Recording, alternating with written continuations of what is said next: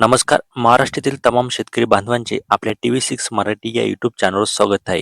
शेतकरी मित्रांनो, आपला जो PM किसान योजनेचा 22वा हप्ता आहे, हा 22वा हप्ता 23 मार्च 2026 रोजी जवळजवळ सर्व शेतकरी बांधवांच्या अकाउंटमध्ये इथे जमा झालेला आहे. परंतु सर्व शेतकरी बांधवांना असा प्रश्न आलेला आहे, की फक्त आम्हाला ₹2,000 इथे भेटलेला आहे. परंतु जे राज्य सरकारची योजना आहे, नमो शेतकरी योजना, या योजनेचे आम्हाला ₹2,000 अजून सुद्धा इथे भेटलेले नाहीये. आम्हाला ह्या वेळचे सुद्धा भेटलेले नाही आणि मागच्या वेळचे सुद्धा इथे भेटले नाही. आमचे 2 हप्ते इथे पेंडिंगमध्ये आहे. तर ते हप्ते आम्हाला कधी भेटणार आहे? तर त्याचबद्दल शेतकरी मित्रांनो, या व्हिडिओमध्ये आपण सविस्तर माहिती इथे समजून घेणार आहोत.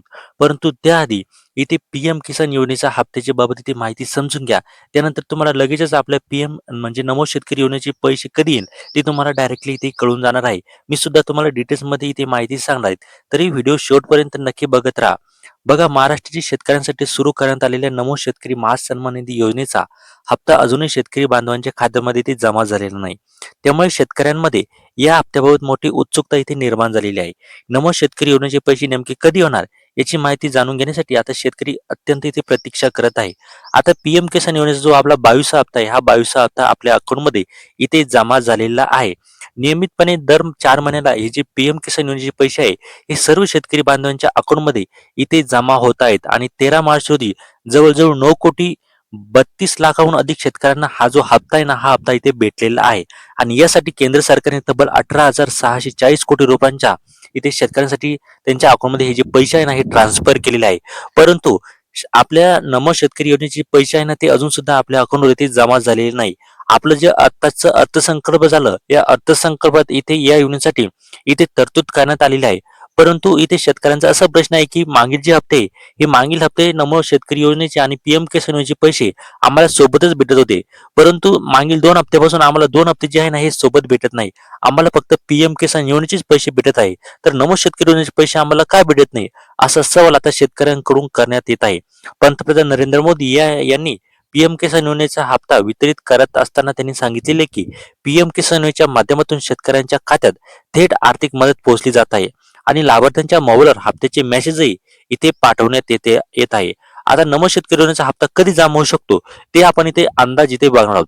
आपल्याला मिळालेल्या माहितीनुसार PM किसान योजनेचा हप्ता जमा झाला की काय होतं, की जमा होणार आहे त्या मार्च महिन्याच्या शेवटच्या किंवा त्याआधी हा हप्ता आपल्या अकाउंटवर इथे जमा होऊ शकतो.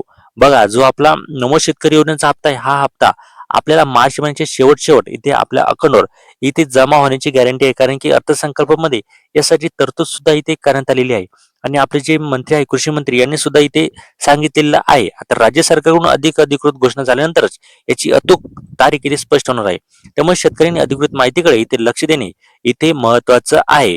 बघा, इथे राज्य सरकारकडून अजून कोणतीही ऑफिशियली जी माहिती असते ती माहिती आलेली नाहीये. परंतु असा अंदाज आहे, की मार्च महिन्याच्या शेवटच्या आठवड्यामध्ये हे जे पैसे आहे ना, हे जमा होऊ शकतात.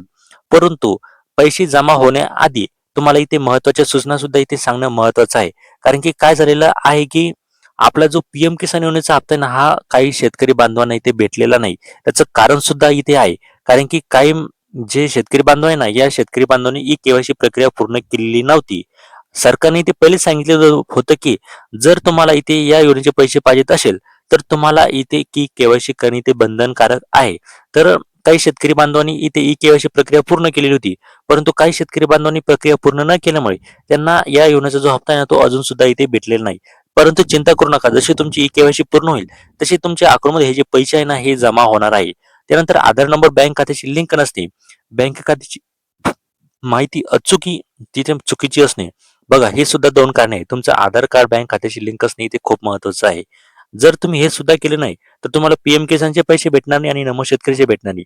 त्यामुळे हे 3 गोष्टी तुम्हाला लवकरात लवकर करणे इथे बंधनकारक आहे. तरच तुमच्या अकाउंटमध्ये जे पैसे आहे ना, हे जमा होणार आहे. आणि तुम्हाला नमो शेतकरी योजनेबद्दल काय वाटतं? पैसे कधी जमा व्हायला पाहिजे? सरकारने नियमितपणे पैसे पाठवायला पाहिजेत का? तुम्हाला यावर काय वाटतं? तुमच्या काय प्रतिक्रिया आहे?